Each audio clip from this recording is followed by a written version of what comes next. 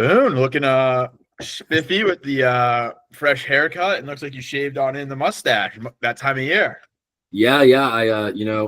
People were liking you more in the comments, so I thought I had to put an end to that and copy you. It looks like yours is a little darker. Is there any mascara in there today? No, it might just be the lighting in here. I have been regularly dyeing it though, every few weeks to get it back to where it needs to be. I hear you. I hear you. But it's been a couple weeks.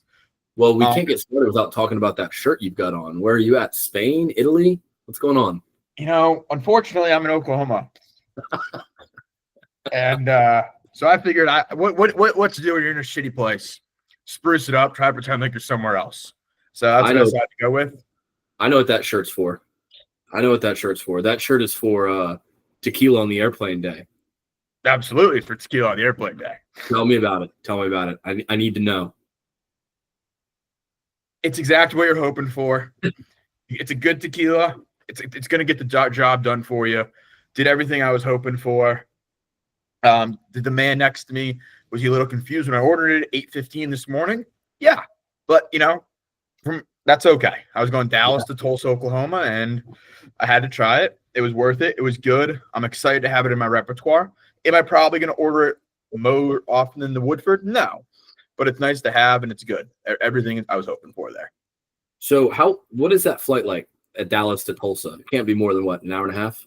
Hour 15, and it's probably 30 minutes of that is getting in the air in Dallas. Okay. You're probably in the air. You're probably in the air for 30 minutes. Okay. Yeah. But I mean, look, you have to do the tequila. Do you know what kind of tequila it was, or are we going white? We going gold? What do we got? It was white. It was Blanco. I don't know what kind it was. Because I didn't get the bottle. She just kind of made me the drink. I was flying first class today, so wow, just got taken care of. I'll put it this way: if I wasn't flying first class, I wouldn't have gotten it because there's no drinks on this flight. Oh, right. Too short. Okay. So, but it was good. It was great to have. So exciting stuff out of American Airlines. I feel like it's 9 years too late, but that's okay. Yeah. I'm not going to now. When you mentioned that there was there was new tequila on airplanes, I was like, I had to think about it because it didn't make any sense to me. I was like, surely, why wouldn't they have tequila on airplanes? I think it was an American Airlines thing. I don't know about the other airlines. I'm an American Airlines stan. I only fly American Airlines, so maybe they had it on other planes. I don't know, but they've never had it on American Airlines, or at least they took a long hiatus from it. Gotcha. Interesting. Well, happy to be back. It's a little bit too late, obviously. We're getting, I hate to say it, but summer's nearing its end. It's as we speak, July 29th, 2025, year of our Lord. But in 2 days, or as you're listening to this tomorrow, there's pigskin on grass. There will be pigskin moving on grass. Will it be a big time game? No. Will America be watching with bated breath? Probably not. But pigskin will be tossed on grass, and that's exciting for everyone around. Yes, absolutely. And I'm not sure. Here's my thoughts on it. I'm excited about it, but what's going to happen is I'm going to be like, oh, fuck. It's more so I'm going to watch it, be like, okay, this is just getting me way too excited and waiting for real football. I don't really enjoy it, but it just gives me a little bit of a taste that makes me want real football back so much more. Yes. And it makes the waiting period harder. And as much as that doesn't really make sense, to me, it just causes so many issues. I hear you. That makes sense. But the advent of week 0 of a couple years ago does help. We are less than a month away from week 0. Yes. No, week 0 is huge. I mean, I think week 0 is kind of trash games usually, but it means football's back and it makes that week go by quicker. I'm just talking preseason football doesn't do much for me. I know. I 100% agree, but we're still close. And like we talked about a couple weeks ago, I would have killed a couple weeks ago for Hawaii at Vandy or Vandy at Hawaii, 10 o'clock kick on a Friday night, Saturday night for week 0, just something meaningful. And we're closing in. We are there, and I think that kind of is a good segue to dive into a little bit some of the stuff that's been going on in training camp the last couple of days. Yeah, absolutely. What's caught your eye? Well, first off, I mean, I think the big one, actually, what really caught my eye and should be catching everybody else's is how fat Desmond Watson is. Yeah, dude, he's big. He's a big boy. I get you're a big guy, and maybe I don't have I hadn't had to struggle with that in my life. But dude, you got signed back in April. You knew you had to lose this weight. Like I can't imagine this is now your professional job. Your life's earnings depend on this. That you didn't go out and lose weight. Like what are we doing here? Like it just seems to me he could have done a better job preparing him. So I don't feel bad for him at all. Figure it the fuck out. Just for anybody who is listening and or watching, let's see if I can pull this up. Just so everyone can see, because this is a beefy boy. That's old Dez. And he has like this. He's got to have a really high ceiling if you think about it. He's a pretty athletic dude, even though he's walking around at like 450, 464. Jesus. I mean, dude, that's over 2 of me. That's a big dude. I mean, 6'6", though. I mean, he's quite a big body. But yeah, I had not really dove into old Big Dez, but good Lord. Nope, not popping up there, Boone. Oh, it never popped up? No. Let me. I think the technical issues on today's show are coming from my side today. Unfortunately, I don't know what's going on. We once we get some sponsorship dollars in the door, we'll get this dial up fixed. But times are tough out here. I got a mortgage and everything, man. It's hard out here. Might have to start selling kidneys, but we'll figure that out later here. Dude, nobody needs my kidneys. I might need both of mine, so let's see if I can get this up for everybody here. There we go. So you can just see this man. Yeah. And yeah. Like he makes that 21 look like it's a single digit number, Dude, this is where the whole number thing needs to stop. That is a 66 if I've ever seen it. That's a 99. That's a big boy, and 21 is a running back or a corner number. There needs to be some sort of like quarterbacks take the Wonderlic test to test their IQ before the draft. There needs to be like, I hate to use this word because I think it's overplayed. There needs to be an aura test before you can be going with smaller numbers at a bigger size. Like a Jadeveon Clowney, he can wear 7. But like, and to show that I'm not completely biased, Melvin Ingram wearing like 2 or whatever it was a couple years ago. Walter Nolan wearing 2 doesn't look right. But it doesn't look right. Melvin Ingram was wearing like 3 or something on the Dolphins, I think. Doesn't look right. There needs to be some sort of test that allows you. You got to do the jersey test and some sort of focus group. Yeah, it just looks stupid. I just don't like it. And I'm not even giving him the decency of asking what his Buccaneers number is yet, because until he's allowed to wear that and not put on the physically unable to perform, too goddamn fat, I don't care. Who was the tight end? Gerald Everett wearing number 7 sticks out in my mind on the Chargers. No. Gerald Everett's not number 7. That number is too good for an old tight end that's not really cool, for lack of a better word. I mean, I'll go a step farther. They should have just never expanded it into the NFL. No, but they should have just kept the rules. I like some of them though, so it's like it's very hit or miss. But like D linemen, I don't want to see D linemen, even edges. I want to see y'all in the 90s. It just looks better. It looks cool. I agree. Like, listen, there are some that are cool. I agree, yeah. But if I'd take giving up all those cool ones to get away from all the shitty ones, yeah, I'd much rather do that. Like, they're not cool enough to make up for how bad some of them are. Eventually, I need to see a quarterback wearing like 52. Then everything will be all right in the world. Or they'll just be like, wait, this is out of hand. Let's change this back. Yeah, I mean, or he give me another Jared Lorenzen, rest in peace. I want to see a quarterback back in the 20s. Yeah, yeah. I mean, Doug Flutie back in the 22. Yeah. I mean, iconic. The other thing with football coming back, and I have been a bad consumer of off-season football. The Bills have Hard Knocks this year. Yeah, I didn't know that. Yeah, I was just thinking as we're kicking things off, like, when is Hard Knocks? It's got to be soon. It's as you listen to this, it's 6 days away. So next time we record, we'll be able to talk a little Hard Knocks preview. But this is a new rule because typically Hard Knocks, you couldn't be you couldn't have made the playoffs in the last 2 seasons, I believe. And the Bills, by at least this guy's recollection, I believe were in the playoffs last year. I believe they had a chance to go to the Super Bowl at one point. Yep. We all knew they weren't because they were playing the Chiefs in the AFC Championship game. But nonetheless, I thought there were other rules around Hard Knocks. That said, I'm excited to see a good team in Hard Knocks. That'll be fun. It'll be different. I think Joey Bosa is going to be a character on Hard Knocks. I forgot about that. Before the season starts, we need to do like same faces, new places type deal. See where people are, because there's a lot of faces that are going to shock me when I see them. Yeah, hand up. I'm going to put some accountability out there. I don't think I've done a very good job this offseason. No.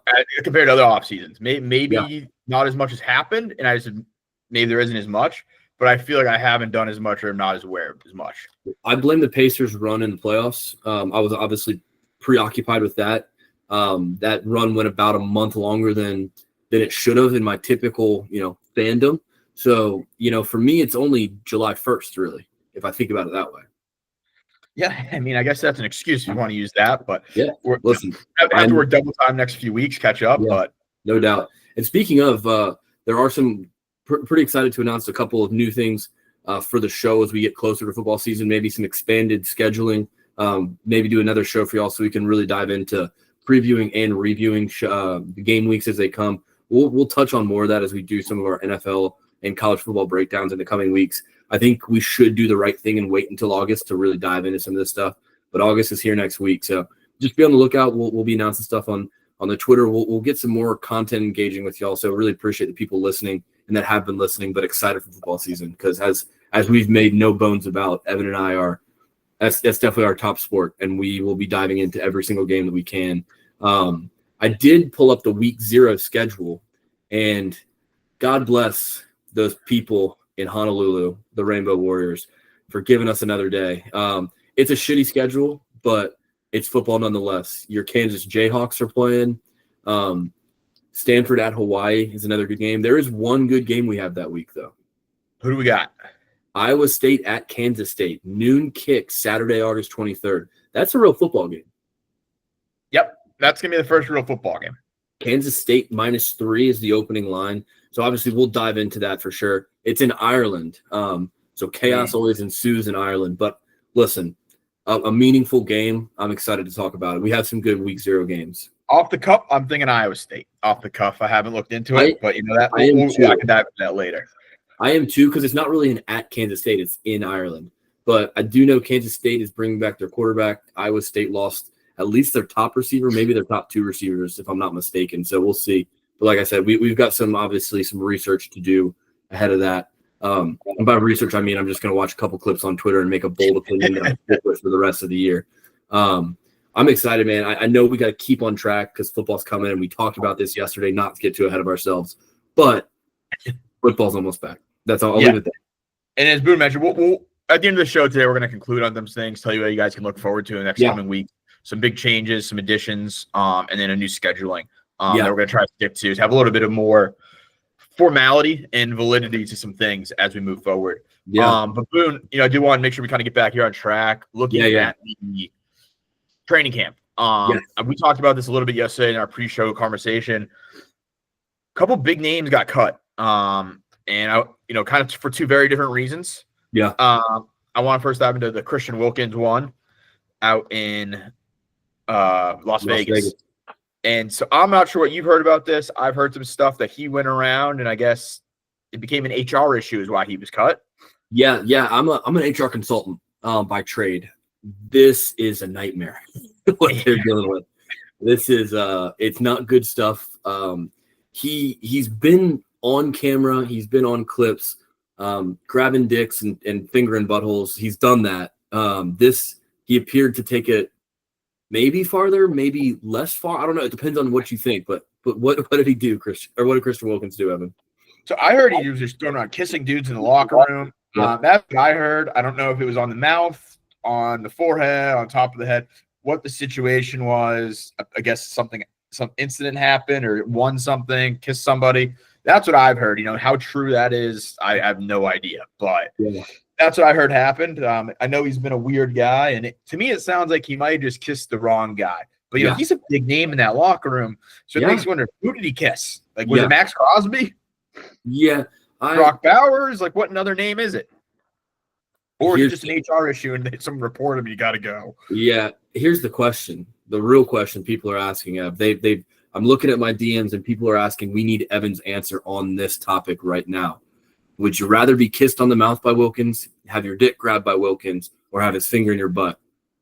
Which of these would you prefer? All right, so there's a couple questions on this one. People are asking, not me. I would never, but people are asking. Are we talking like it's kind of like one of those things where your girlfriend runs upstairs and tries to get in the butt, or is it actually in there? That's yeah. I think let's, for the sake of the argument, let's go with the tip, the top knuckle. We're just gonna go kissed on the mouth. I think that's a safe answer here. The other ones you're getting a little bit too into the weeds. You never know what could happen. That's a locker room, like yeah. At least that one you can pass it off, kind of like Sunshine and Remember the Titans. Oh yeah. Maybe you go with that move. Him and Gary Bertier. Yeah.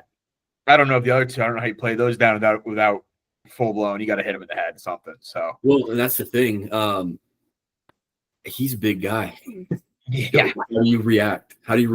Because I'm probably going to talk a big game here, and then I'm just going to kind of get over it, maybe grab his pocket and walk around with him like I'm in prison. So what am I going to do? Yeah, you don't have a choice, especially on the field. Like, what if next time you're in a pig pile, like, oh shit, he's in there too. Like, yeah. Yep. Now you're kind of victimized to it. Now it's just going to continue to get worse as the season goes on. They make the playoffs. Who knows what's going on by the playoffs? And now it's a tradition. Now you're kind of locked in. Now you're winning games because it's happening. Like, you don't want that. Yeah. You don't want to. The phrase, you got a horseshoe shoved up your ass. Yep. You don't want that to be your lucky charm. That's all I'm saying. No. Tell me if this is a crazy take. We're obviously Gamecocks. He's obviously a Clemson guy. He's obviously got a lot going on. I would love for the Colts to try to make a move to sign him if he's just out there available. If he's out there available and healthy, is that crazy of me? I mean, the last time I saw Christian Wilkins healthy playing, he was a monster on the Dolphins. He's a good player when he's healthy and not in HR's office. No, see, I'd like him on the Patriots as well. And what the good thing the Patriots have going for them as well, I think Mike Vrabel could bring him in. He kind of is similar in build to the kind of girls Stephon Diggs likes to go after. So we might be able to match them together. kind of solve a couple issues there. Oh my God. He does love Tusi, I hear. I did hear he likes Tusi. I'm not saying that's what's going to happen. Christian Wilkins, Stephon Diggs up in the Cape, having a little fun.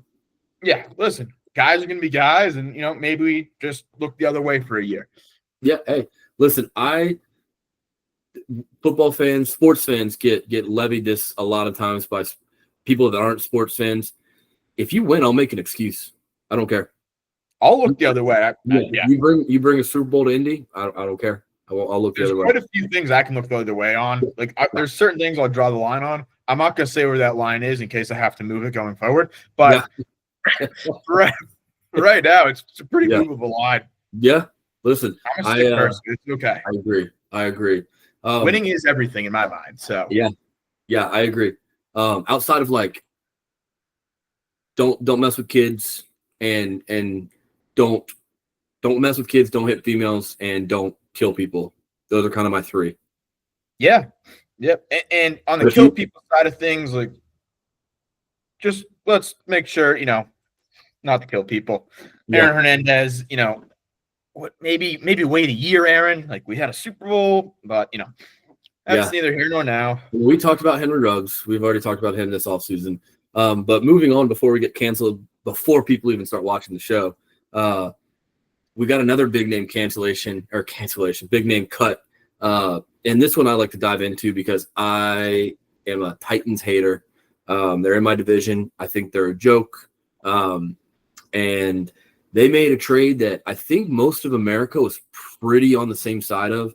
How do you not just pay AJ Brown? Even Vrabel was like, this was not what I wanted to do. This was a GM decision. This was an ownership decision. Nobody who made this decision is still there, and for good reason. So back in 2022, I'll read the Schefter tweet. A review of the trade. A.J. Brown trade revisited. The Philadelphia Eagles received A.J. Brown and immediately signed him to a 4-year, $100 million extension. That was in 2022, so we're 3 years on from that. The receiver market, A.J. Brown for $25 million a year is a steal in today's receiver market now.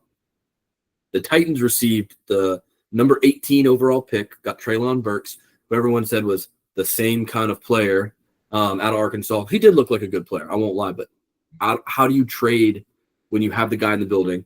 They also got a 2022 third-round pick, which they traded to the New York Jets. They got a 2022 26 overall pick, and they took Roger McCreary. They took a tackle named Nicholas Petit-Ferrer, and they took wide receiver Kyle Phillips. I watch a lot of Titans games. They're in my division. Couldn't tell you any of those people besides Treylon Burks, and they're ultimately not on the team. Treylon Burks has been cut. He got another injury. Do hate to see that. I hope he can get better. I would love for him to become an elite receiver now that he's not on the Titans, just because I think that would dig the knife in more. A.J. Brown has got a Super Bowl, and I believe it was last year that he went on a tear to, like, of all tears, where he scored a touchdown in 100-yard games, like 6 or 7 straight games. That was last year, right? A.J. Brown had a historic year last year. Yeah. And I mean, there was points last year, I mean, where people were calling him the best receiver in the NFL. Yeah, absolutely. I disagree with that. I don't think nearly on the levels the guys ahead of him, but he has his moments. At his peak, just from a consistency standpoint and really what he does across the board, but his peak attributes when he's best at, he definitely is the best in that conversation. Yeah, I remember those conversations as well. At the time those were happening, he was the best receiver on the box score in the NFL, I think, for that little stretch. He's not the best receiver in the NFL. He was never the best receiver in the NFL, not last year, not in his career, but he was playing like that for a stretch of games. He also, when he was on the Titans, he would carve up the Colts, carve us up. There was nothing we could do. There was no stopping him. Over the middle, deep, short routes. He was, especially the intermediate, over the middle crossing routes, he would carve us up. He's fast. He's big. It still blows me away that Ole Miss team had DK and A.J. Brown and weren't better. Yeah. I don't even remember who the quarterback was at that time. I think they probably went through a couple of them, but I can't remember who was playing quarterback back at Ole Miss then. It feels like another USC like transfer guy, like a Keaton Slovis kind of guy. Yeah, that's just some random guy. And I won't do any research to find it out. So if you're at home listening, they should have been better regardless. Tweet it at us. Yeah, we should know who it is because he had 2 of the best receivers in the NFL too. But that's probably why we shouldn't know, because they weren't even they were putting up good numbers, but nothing absolutely insane. Yeah. I feel like with that kind of those guys on the side, no 2 college cornerbacks should have been covering them consistently. Call me not a ball watcher. Sure, I don't give a shit. But the only thing I really, really remember from those Ole Miss receivers at that time was when DK Metcalf pissed on the field in the Egg Bowl. The little dog piss celebration, that was incredible. Yeah. But I mean, Treylon Burks now just cut, broken collarbone. There's like, yeah, see you later. I think he tore an ACL too. Like he just had a bunch of he's just never been healthy. He's never been healthy. Yeah. Suffered a fractured collarbone, undergo further tests, but he is cut. Or he was waived. I don't know what the difference between cut and waived are. But regardless, he's gone. Yeah, I mean, oh well, he's gone. That is what it is. Yeah. A lot of other things kind of coming out of camp. I mean, I'm not sure how much you follow the Colts so far. The Patriots, I've liked, kind of so far what I've heard coming out of camp for the Patriots. Yeah, nothing crazy first couple of days, but things are off to a decent start. Yeah, how about you? I've been pretty excited about the Colts so far. Listen, I'm not in Terre Haute. I'm not at training camp. I'm not watching the live snaps. I do know they've been feeding me Anthony Richardson stuff on a platter. It's been awesome. They really love the mental reps clips that they keep sending out on Twitter today. I also love the J.I. Jim Irsay patch that we're going to have on the helmets, and then the Colts Twitter logo right now. It's clean. I like it. But the thing I was really watching, obviously, Tyler Warren is our first overall pick. We're super excited to see what he can do. I think Alec Pierce can take another step. I really need A.D. Mitchell to take another step this year. But DJ Giddens, the running back out of Kansas State, I think we got him like the 4th round, maybe 3rd or 4th round. I love this dude. I think he's an extreme baller. He's a good football player. He's going to be a great backup for JT, and I'm really looking for him to step up. Early reports say that he's kind of leading the pack to be the backup and get most of the backup carries. So that's really what I'm looking forward to. 21 years old. He's a good receiver, good runner, can block. I'm excited for what he can bring to the team. And his name's escaping me right now.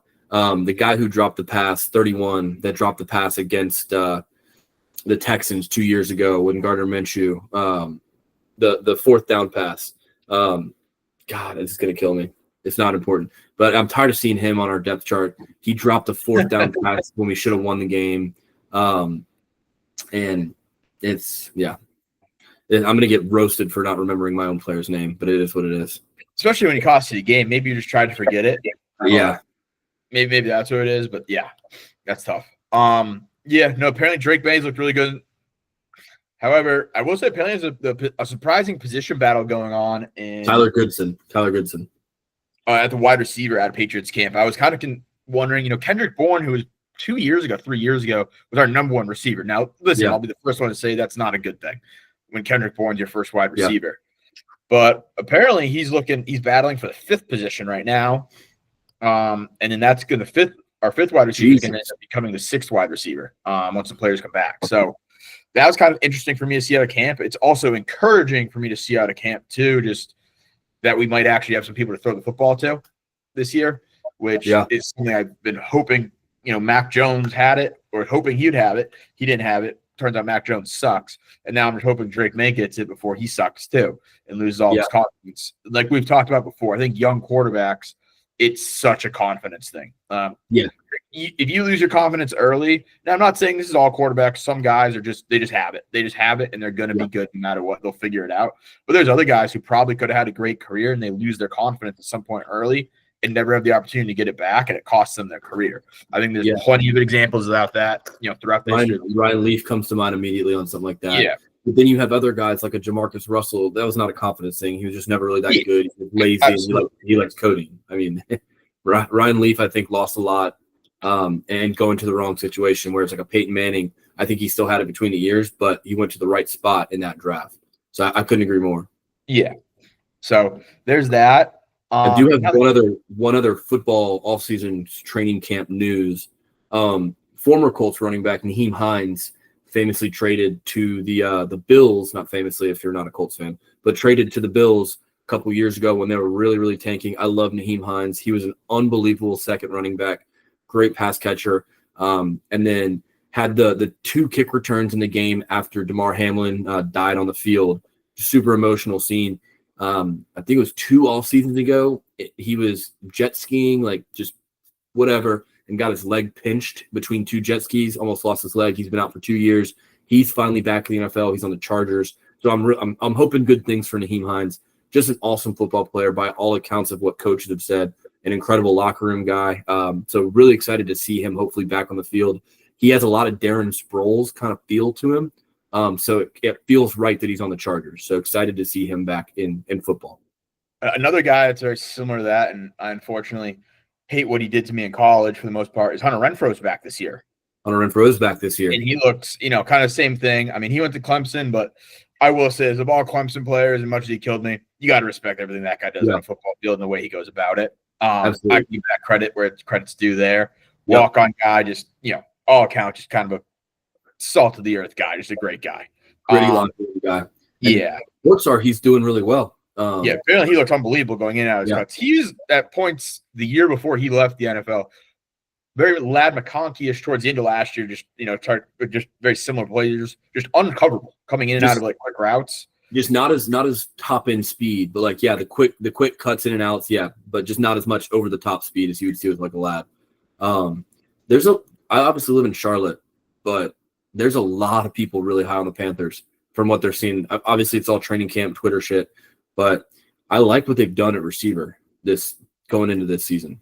Plus, they're a young team. They have a lot that they could do. Bryce Young, obviously, still the future's kind of undecided on him. He's kind of one of those confidence guys right now. I mean, he got pulled it's interesting where he's going to come out. I think he still has a really high ceiling. So it'll be interesting to see. I do think the Panthers. Here's what I think on the Panthers. I think they're going to have a good year. They could be fighting for a playoff spot, or they're just going to be abysmal. I think that's kind of what I see with the Panthers this year. See, I kind of see him.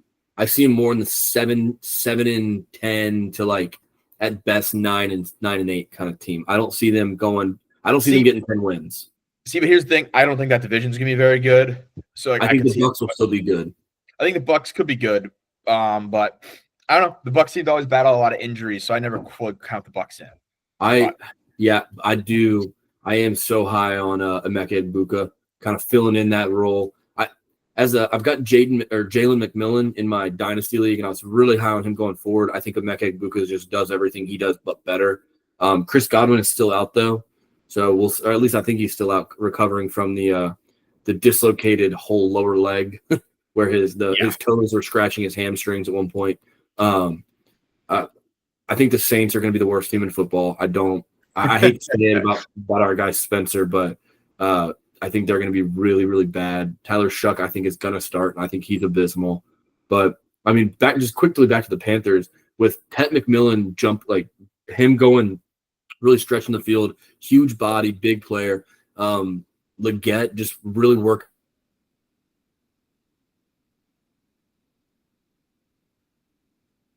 A lot of people are really high on Joe Horn Jr., the kid out of Colorado. Okay. Yeah, that's what I've heard too much of that. I mean, again, I'm not around the Charlotte area, so I haven't heard too much of that either. But yeah, no, that'd be interesting to see for sure. Yeah, and J.C. Horn, I believe his brother Gamecock is also on the team. Hopefully, can stay healthy this year. Yeah, I mean, he's had moments where he's played. I'm not gonna say one of the best cornerbacks in the league consistently, but he's had his moments where he looks really, really good against some top talent. Got to stay healthy. Healthy. Now, I know you just mentioned your dynasty league. Yeah, I have a fun fantasy question for you about how fun this game would be to play. I heard it this morning, and I was like, I would love to do this league. This sounds like so much fun. So it's a fantasy football league, just like a normal league, essentially. You have your team, but each week you start your roster, and your players score points like normal. However, they only count towards your score if the team they're on wins.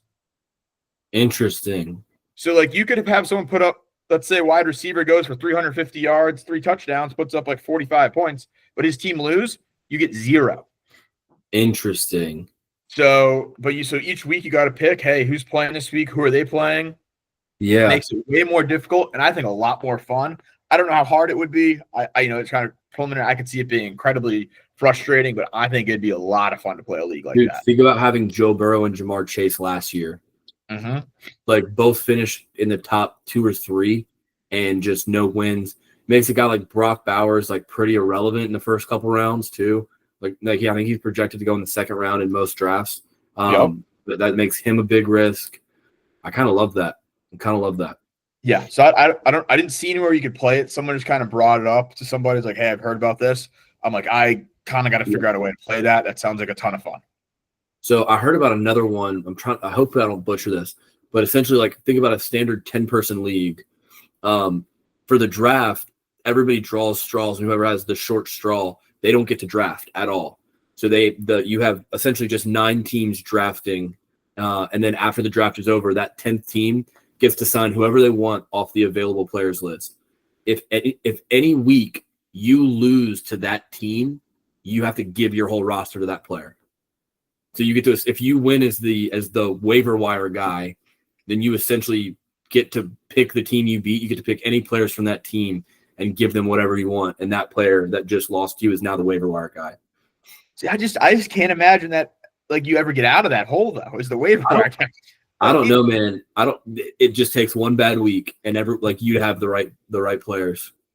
I don't know. It just seems so hard. Like, there's no way you're winning that league as the waiver wire guy. No, but you have the goal is you gotta get like the Puka Nakuas, the Devon Achans that don't get drafted in their first year and just break out. You got to find those guys. It's I know I'm butchering it somewhere down the road, but it could be another one to look in. I really like your spin though. If we could make that a rule, we should definitely rip it. Yeah, no. So I don't know how to do it. You might have to do more.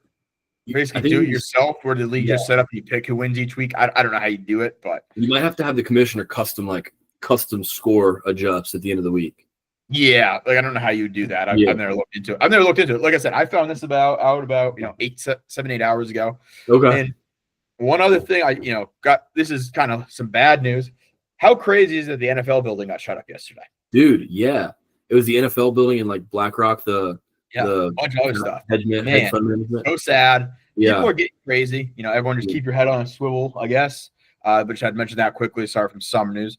But back to kind of off-season and a little bit of gambling things, I saw this crazy thing. Another Major League Baseball player getting ousted, Emmanuel Class A. I'm not sure if you read much into it. After you told me about it, I did look into it. The first pitch compilation is just comedy. It's just absolute comedy. He's not even trying to hide it. No. There was one guy I saw in the threads. He posted a compilation or almost like a slideshow of he realized that over the last 6 months, he has had Emmanuel Clase props as the last leg of like 19 parlays and lost. And they're all based on the first pitch. and he's sitting there like, wait a second, and posted. I'll see if I can find it and I'll retweet it from the account. It was fucking hysterical. This poor guy, because they're not going to give you your money back. No, absolutely. They don't give a shit. I also saw BetMGM was running a special if you use promo code Class A on your deposit. But yeah, sorry. Go ahead and tell the story because I got enamored with this after you told me about it yesterday. So, I mean, if anyone looks, it's basically he's suspended or he's on leave till at least the end of August already while the MLB does an investigation. And basically it's that he was found to be coherent or coerced, whatever the situation is, into betting on Major League Baseball games, whether he's doing it himself or working in conjunction with somebody. It's basically on his first pitch strikes. And as you mentioned, you go and walk in. It's like there's usually a prop bet. Will his first pitch be a strike? Yes, no, whatever. And it's been almost all his first pitches have just been outrageous balls. Like it's not even like it's close. It just could be up to deliberation. These balls are in the dirt 5 feet before the mound. He's dribbling them. He's dribbling them off the ground. Outside. It's a miracle the catcher was catching all of them. Yeah. The catcher, we should probably look into that as well. Yeah. Get him a raise. Impressive. I don't know how. But like here's the thing also as a major league pitcher, I feel like you could probably have a little bit better control where you don't need to miss this outrageously if you're going to do it. Yeah. Like these are, and I forget the percentage. It's on a normal pitch. It's like there's I forget what it's called, but it's basically on a normal pitch that's even a consideration of a ball. Yeah. These ones, it's up like 20% compared to what it usually is. I think they called it like pitch waste percentage or something like that. Yeah. And like last year on first pitches, his percent was like 5.2, and this year it's like 17.8.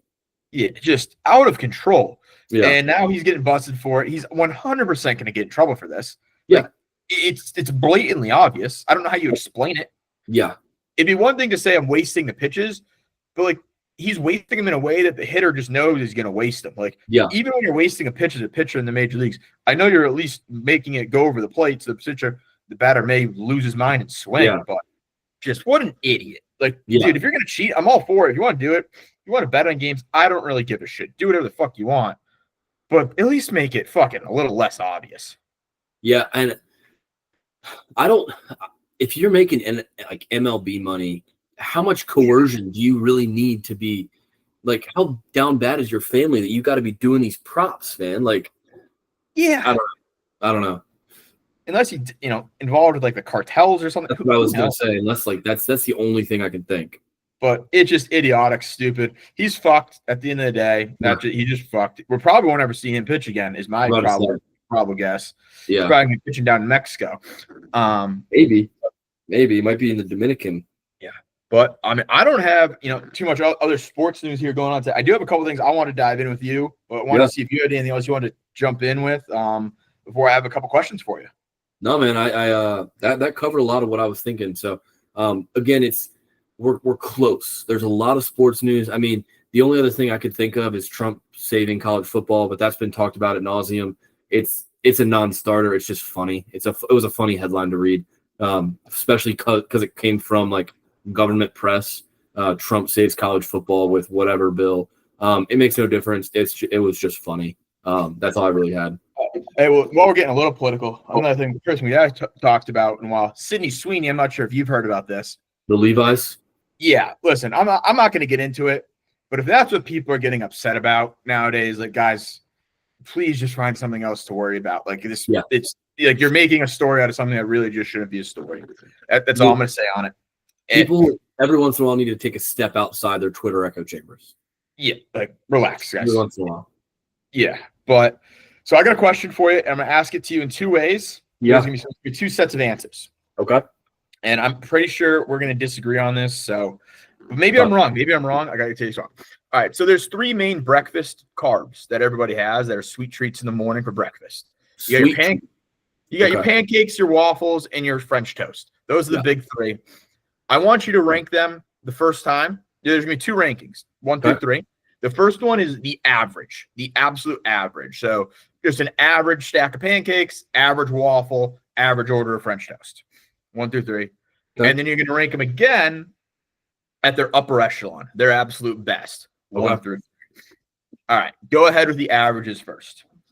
This is pretty simple to me. I'm going waffle, pancake, French toast. Okay. So I disagree on that. My reasoning is I've had a lot of average waffles, and they're always edible. I've had some average pancakes. They're fine. Average French toast it's just not doing anything for me. Now I would consider switching French toast and pancakes. I think as far as average goes, waffles are king ding. So I'm on the absolute flip side of this.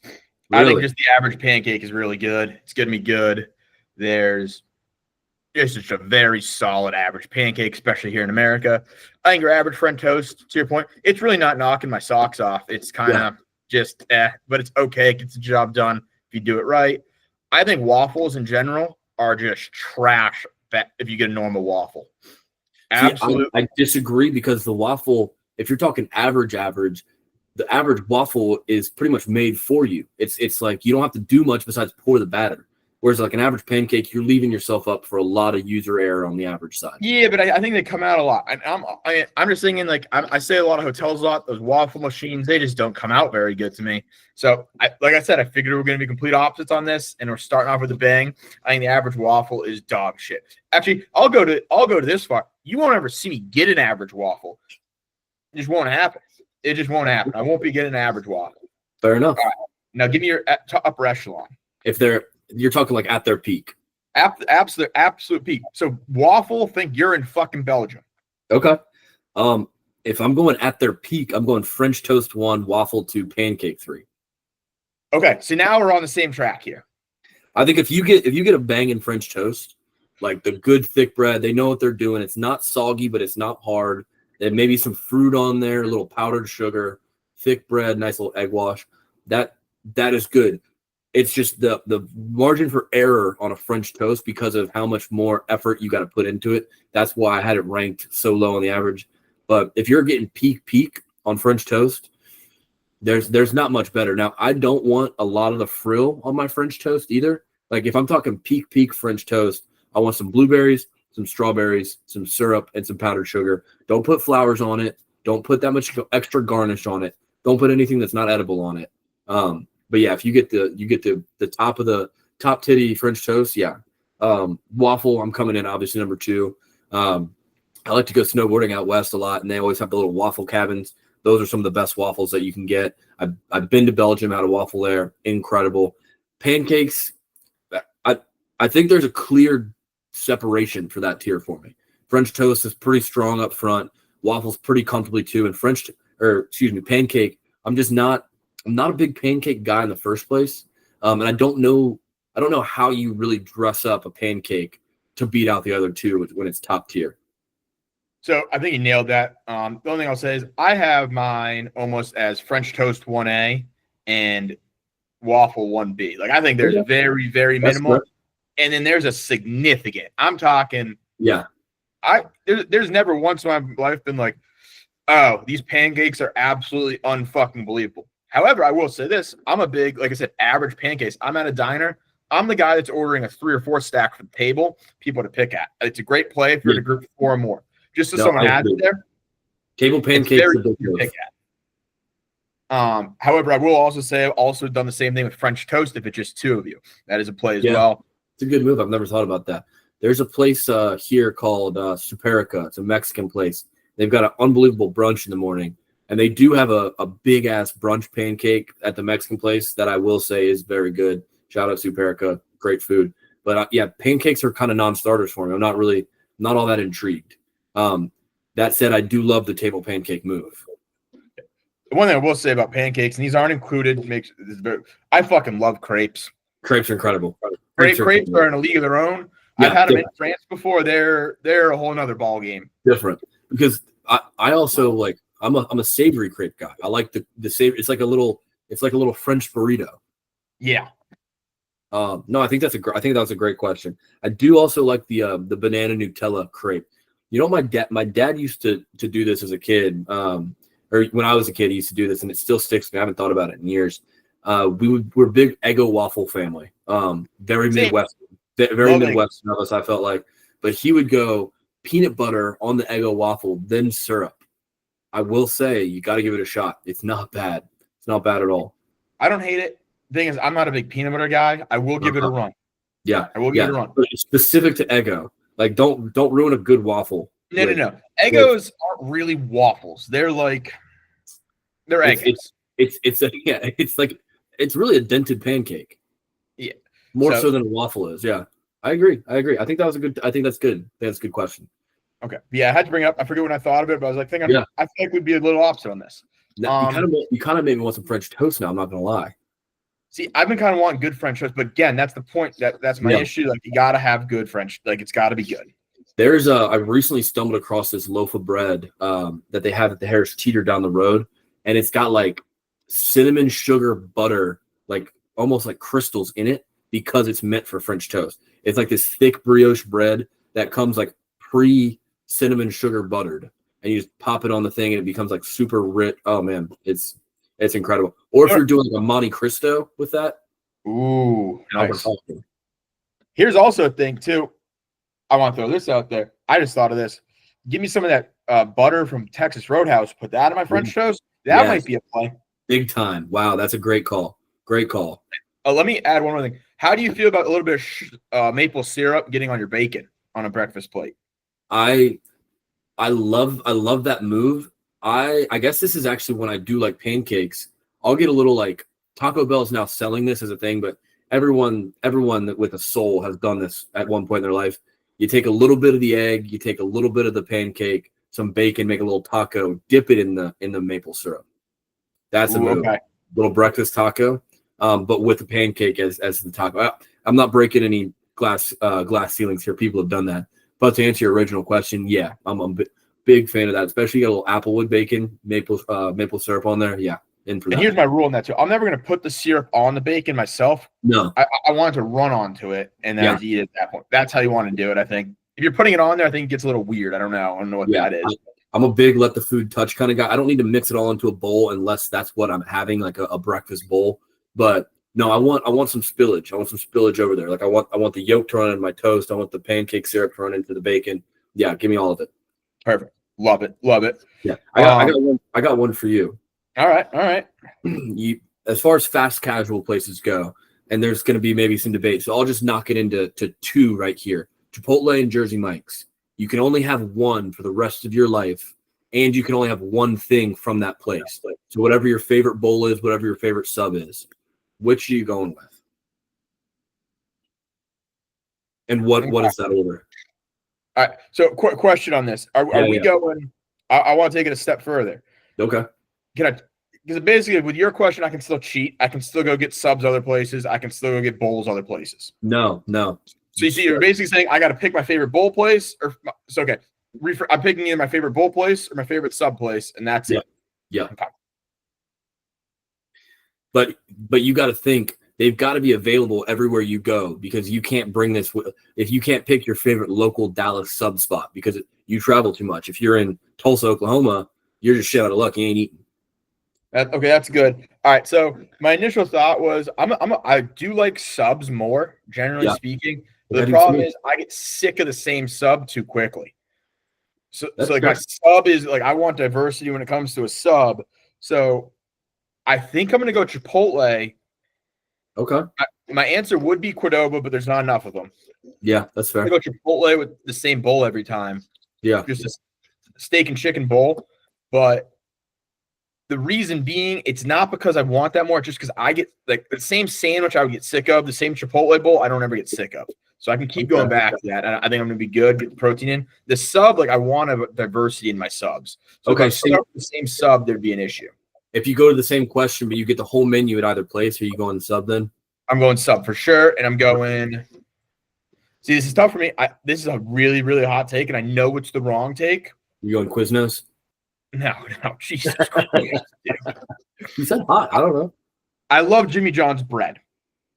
Their Yeah. sandwich and the meat is significantly worse, but I'm a huge bread guy. Actually, no, I'm okay. I'm not gonna be insane. I'm gonna stick with it. I'm going Jersey. I'm going Jersey Mike's. If I'm having to pick one for the rest of my life, I'm gonna go Jersey Mike's. Yeah, I'm the same way, but I think I'm going Jersey Mike's for both. I'm taking the number 9 Club Supreme for both answers. I do hear you on the Jersey or the Jimmy John's bread. I just worked at Jimmy John's for a year in college, and I've seen how that bread's made. I'm good on it. I'm good. Like I've seen too much behind the counter to Jimmy John's.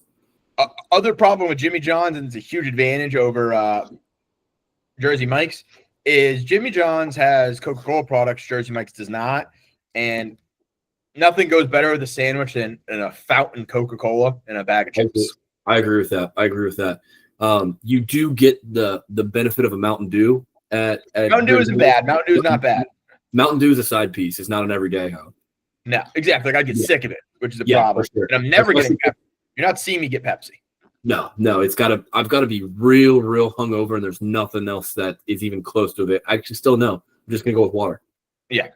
Dr. Pepper. Dr. Pepper I'll step in and get. Is Dr. Pepper Pepsi?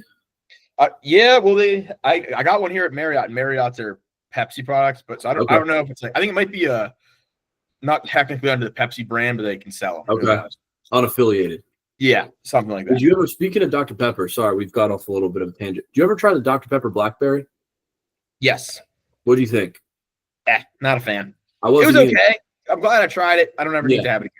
I was so pumped to try it, and I don't know. It just ain't quite it. It was missing 22 other flavors. Yeah, at least needed 5 more. At least needed 5 more. At least need a little bit more. Just substitute the cherry for blackberry and keep the rest of the flavors there. Yeah, but I don't know. I think that's food talk for me. Okay, well, let's one thing goes great with food is movies. And you finally got around to it. Yeah. So before we conclude things, our top 5 today, tell me what you thought about Jurassic Park. I liked it. I gotta say though, I liked Jurassic World better, if I'm honest. And I've got a couple reasons. I like Jurassic Park a lot. I thought for being a movie from the 90s, the dinosaurs were good. They looked like the CGI, the animation, whatever. I don't know if it was like animatronic dinosaurs or if it was CGI. They did a good job. The fat guy, it was hard for me to separate the fat guy who's trying to steal the eggs or whatever, the dinosaur genes. It's tough to separate him for me from Michael Jordan's bitch in Space Jam. Every time I saw him, I just kept thinking that. And I wish that there was more of a drawn out process to him getting fucked around with than him. He died a little too early for me. Like I wanted the boat to leave. I wanted him to be stuck. I wanted some more shit to happen. Here's my biggest issue with the movie. Because overall, I'd probably get it I'd probably still put it like a low 7s, high 6, but I'd probably lean more low 7. Great movie. It's still iconic. Velociraptors aren't opening doors. I refute that. That's where the plot hole really lost me when the Velociraptors learn how to open doors. I get that they're intelligent, but they're not opening doors. Like you've lost me there. Also, the Velociraptor towards the end getting out of the locked freezer somehow, you lost me. There's such a big plot hole there. I don't realize why they weren't shooting them a lot earlier. I did understand a lot more the Jurassic World called back to Jurassic Park with the T-Rex and the waving of the flare to get the T-Rex to come. But yeah, you lost me a little bit with the rap. I was really into it, and then the Raptors opened the doors, and that kind of lost me. Okay, so I can understand that. I mean, I think I just saw them when I was young, so you kind of you maybe overlook those things. I will say it is a common theme in the first 3 movies that Raptors are really fucking smart. Yeah, no, I got that. So you're going to see it in the next 2 as well, and I'm hoping you will watch the original trilogy. I am going to watch the original trilogy before I get into the rest of Jurassic World. I have committed. So I did watch the trailer. I watched the trailer for the Return or the Lost World one. The homie, is it Jeff Goldblum? You did it, you crazy son of a bitch. You did it. I don't know what happens yet. I haven't seen it, but I've seen the scene from the trailer where he's back. I can't feel bad if you end up dying. Obviously, don't tell me. I somehow have not gotten anything spoiled yet, but it's like you almost got killed twice and now you're back. Yeah. So you'll see. You'll see the second and third one. Interesting to get your thoughts on them. I just love when I first watched them, I just love dinosaurs. So anything I could see watching dinosaurs. Yeah. I saw the third one so many goddamn times because there's a bunch of dinosaurs in it. Looking back, the third of the original trilogy. Yeah. Okay. So looking back, is it that great a movie?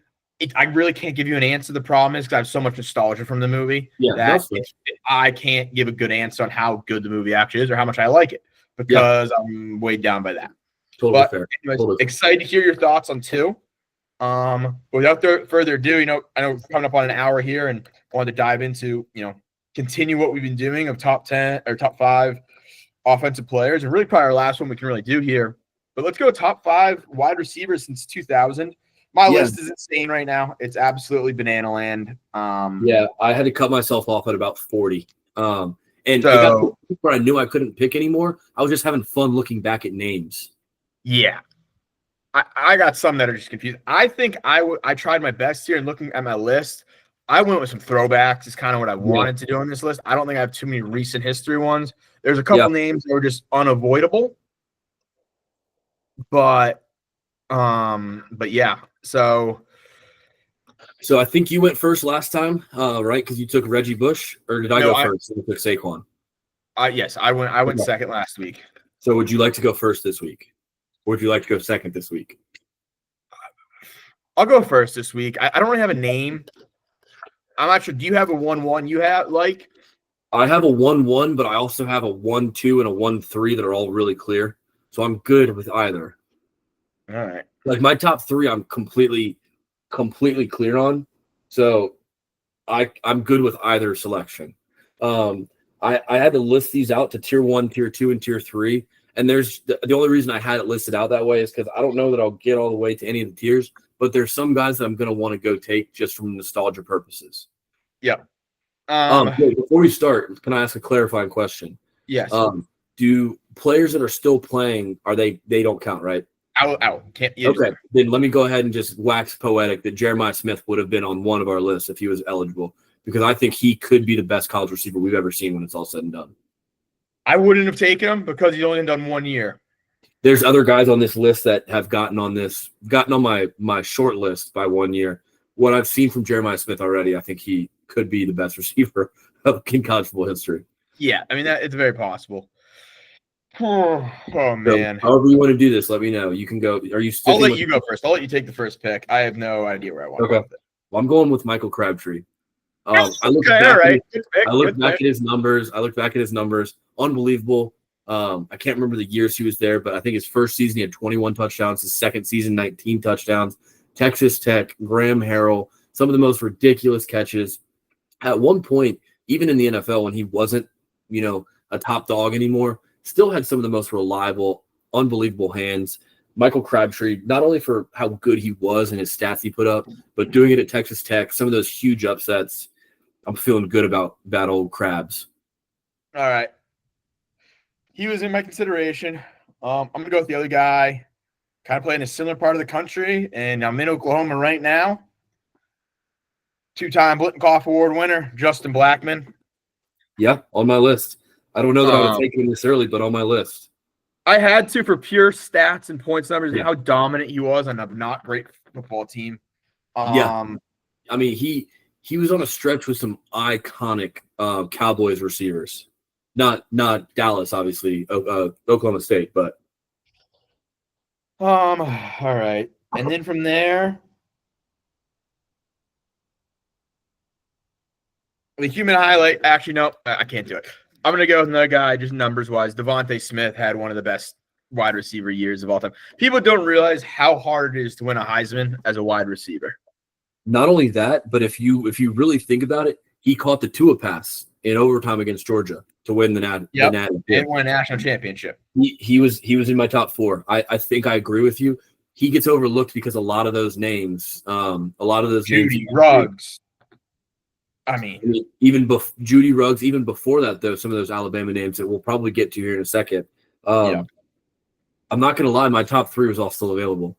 So right. I'm gonna follow it up with Calvin Johnson, Georgia Tech, number 21, probably one of the best 2 NFL receivers I've ever got to watch in my lifetime. But what he did with not a great Georgia Tech team, not a team that was passing the ball a lot, being cool as a number 21 wearing receiver, I think is also hard. Megatron, just unbelievable. The Lions had a stretch of drafting guys like super high receivers that they didn't need, and he was one of the only ones that worked out. So let me tell you this: I would have taken him on my second time back around. The reason I didn't take him early is I don't remember watching him in college. That's fair.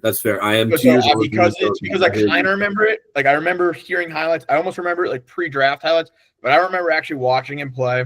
I thought it was discourteous as a fan and as a drafter to take him because I don't truly remember him being that dominant. I know he was, and I know he was, and I know all that. I'm not saying he wasn't, but that's why I was like, I can't take him in my first set of picks. Yeah, I hear you. I'll go ahead and get in front of this one because people might say similar things. The reason that I'm taking this guy here is because I do remember watching him 0203 Pittsburgh Panther. Yep. The reason I remember watching him is because I picked his college football card back in the day, and it was like apparently super rare, it's holographic, and I was like, this guy rocks because I had his football card. So I do remember watching him. I didn't realize at the time how sick he was, but give me old reliable Larry Fitzgerald. Good pick. Had him as well. Similar reason. I don't know if I would have taken him just because of some of the other names I had on the list. But I do like the pick. I didn't have him on my initial list until I started doing a little bit of research. I've always loved Larry Fitzgerald, and I looked back and was like, oh wait, he was actually pretty fucking legit too. Yep. All right. I'm going to take the guy that everyone's watched his highlight tape a million times. It's going to be Tavon Austin. Not only is his highlight real insane, if you actually watched and look at the numbers he put up in games, they're literally video game numbers. Yeah. They're just absolutely insane numbers. And what he was doing to defenses and how fast he was, and really a guy who I think had been in a better situation in the NFL would probably have been a lot better off. Yeah. He there were some things that needed to happen, I think, as well. If he was in today's NFL, I think he would have been a lot more successful. The time he came out, that West Virginia stretch, there were some fun players like Pat White, Steve Slayton, some of those other guys. For sure. Gino, yeah. Oh man. All right, you have another pick. Thank God. Oh, and then I'm gonna go back. I'm gonna go with another Alabama guy. I think he kind of really started to pave the way for Alabama wide receivers. And it's gonna be Julio Jones. I was really hoping I could get him at 4. I was about to jump to the moon for the steal I just gotten there. Yeah, I couldn't agree more. Julio Jones was the guy who really kicked things off, I feel. God, I have so many good names on this list still. But yeah, Julio is unbelievable. There's another guy I want to take, but I don't remember watching him as much, so I'm not going to take him here. But Julio Jones, I mean, if you think about the people that followed after him, I didn't remember he wore like number 7 in college until I was doing research. Me neither. Because he's been number 11 my whole life. He's a guy that some people realize and are Julio stans, and other people like don't fully appreciate how ridiculous he was for how long. Yeah. Gosh, my final two picks here. Oh man. Um, there's some guys I really like on my tier 1 list. There's some guys I might have to pick on my tier 2 list. For my number 4 overall, I'm gonna go.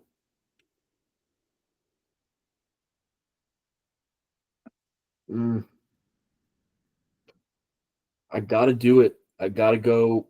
This is a guy near and dear to my heart. I actually watched him play his high school football championship game. My dad was recruiting the corner that was matched up against him. Poor guy, Marshall Dill. Shout out to wherever you are. You got roasted for 3 catches, 182 yards, 2 touchdowns. He also had 2 kick returns and 2 interception returns, all in the state championship. Accounted for 6 total touchdowns, won 2 national championships in college. Percy Harvin. Percy Harvin. I was hoping he was going to get back around to me. I got him on my list. Listen. He was a guy that I wanted on the Colts after Florida. I was so mad at the Vikings for jumping up ahead of him.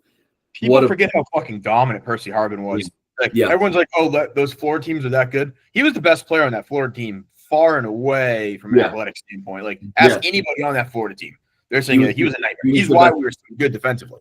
He was the best running back. He was the best receiver. Yeah. He was unbelievable. This last one is tough. There's a lot of guys I like here. And this guy's not who I think I should pick, but give me Golden Tate. Give me Golden Tate, the last pick. All right. It's not what I wanted. I panic picked at the end there. I don't care. I remember Golden Tate doing so much cool shit. Him wearing the golden helmet also sticks out in my brain. Hail Mary catches, unbelievable guy. I think that you're thinking maybe a different Notre Dame guy, perhaps. I do have him, and I'll honorable mention him right now is Jeff Samardzija. Yeah, he was just so fun to watch back in this. He made some unreal catches. Like, he was just such a good possession receiver, lanky motherfucker. He just always came with a big catch. So I had him as my honorable mention. I had to write him down just because. Yeah. And here's a name. I'm between the two. A name I really want to take, and I probably would have taken had he not sat out a year, is Jamar Chase. Still looking back. That's where I was. I wanted to take Jamar Chase, but he sat out. He was. I'm not going to take him. I'm actually going to go with a guy around that same time who is still in the league now. Didn't even play with him. But CeeDee Lamb. I just remember CeeDee Lamb playing with some of the court. And you have to remember those offenses at Oklahoma were just gunslinging offenses. Yeah. Like, the amount of yards he was putting up, how exciting it was to watch every game. Some of the huge plays he came up with. So I'm going to go CeeDee Lamb to round out my list. I like CeeDee Lamb. He was on my list. So my last pick, the guys I was between, Jamar Chase, for all the same reasons you said why I didn't pick him. But a guy that I really wanted to pick, I kind of maybe still wish I did pick him, was Amari Cooper. Amari Cooper, number 9, unbelievable at Alabama, really was just dominating on so many different levels. I went back and forth. When I think about it, Amari Cooper might have been a better receiver. I just think of more moments with Golden Tate at Notre Dame. That's why I had to go with him. Yeah, Amari Cooper is another great one. I had him on my list as well. I had a few other honorable mentions here. I was kind of pretty close to taking, but based off some, I'd already taken Tavon Austin, so I didn't want to take this guy. But another guy that's very similar is DeAnthony Thomas. He was electric at Oregon. I agree. You want me to rattle through my the rest of my list, or you want to go through yours first? I know. You go ahead. Let's hear what you got. So a guy that I would have taken, but I can't in good faith, similar to you with Calvin Johnson, Andre Johnson. I wanted to take him Miami. I couldn't in good faith do it. I didn't watch enough of him. I was too busy watching Fitzgerald. AJ Green, another guy I always loved, same draft class as Julio. He was on my tier 1 list. Unbelievable. Jerry Jeudy, I was obsessed with. Same draft as CeeDee Lamb. I thought he was the best route runner. I thought he was one of the best receivers in football. I still think he could pan out.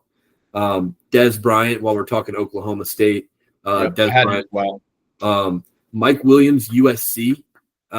Not the Clemson one. Mike Williams, USC was unbelievable. Yep. Jeff Samardzija. There's a few USC receivers in that time. I'm not sure if you have any others, but while you mentioned them, Dwayne Jarrett was real good for a few years. On my list. And then Marquise Lee as well. Marquise Lee might have had the best career out of all. Marquise Lee. His numbers were insane.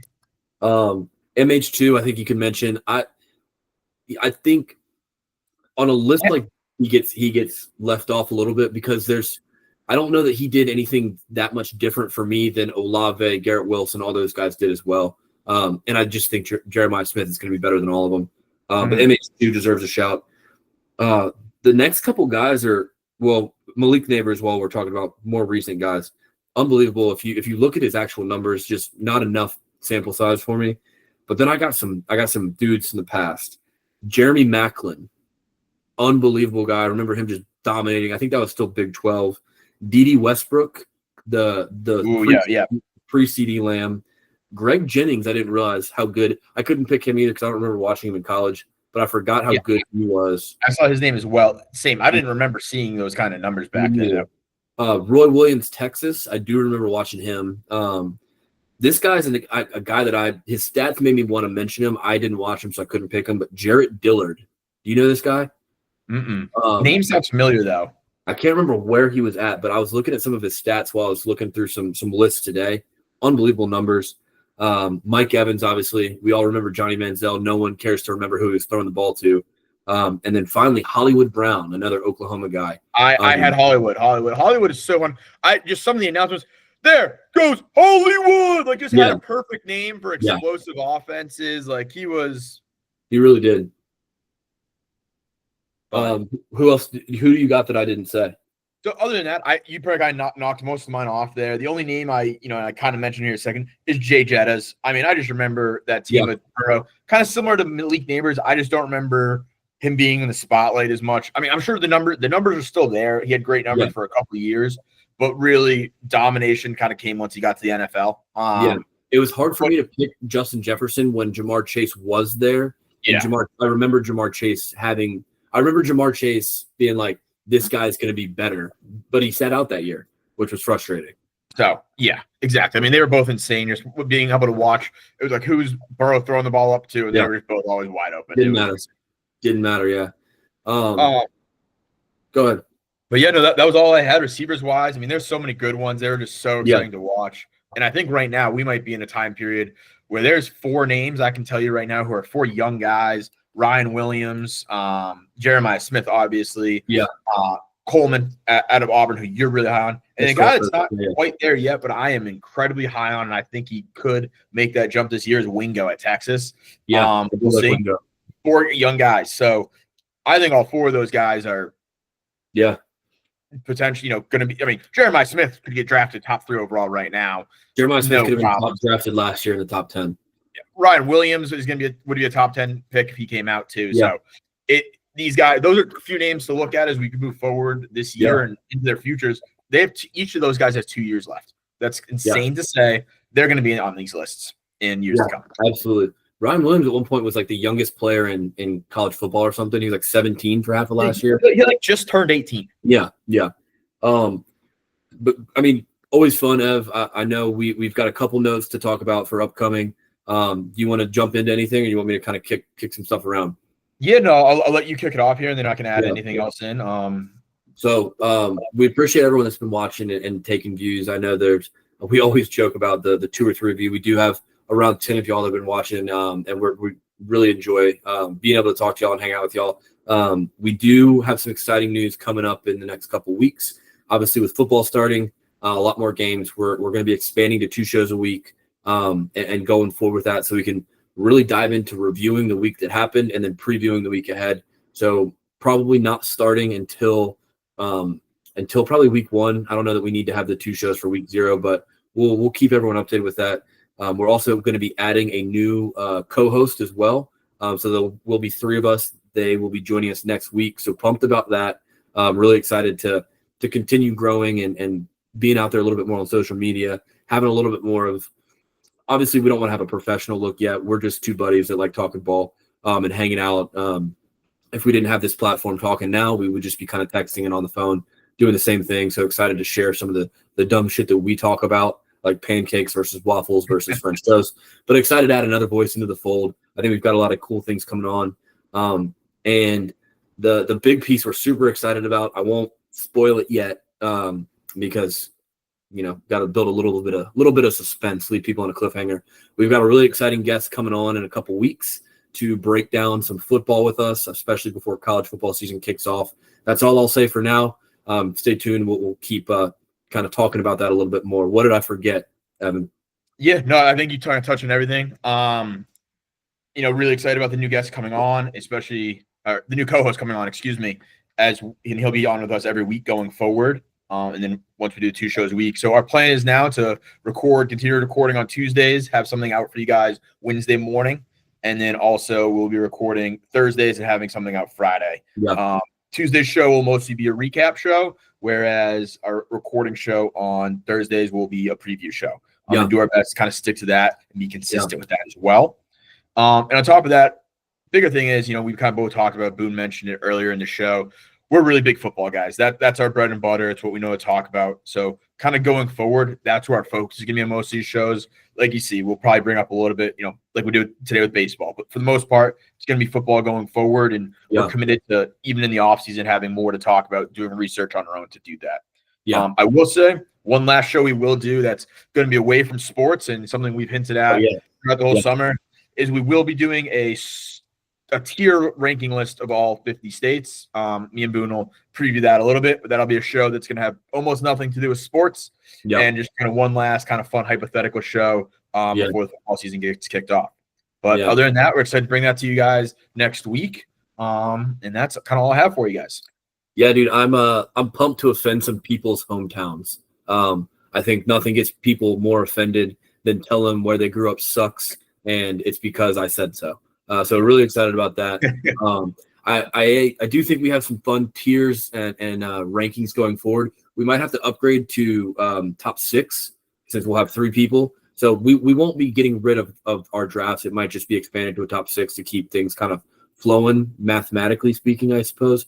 But yeah, we'll keep everyone updated. But it's been fun. Excited to keep growing with y'all. All right. See you guys later. See you next week. See y'all.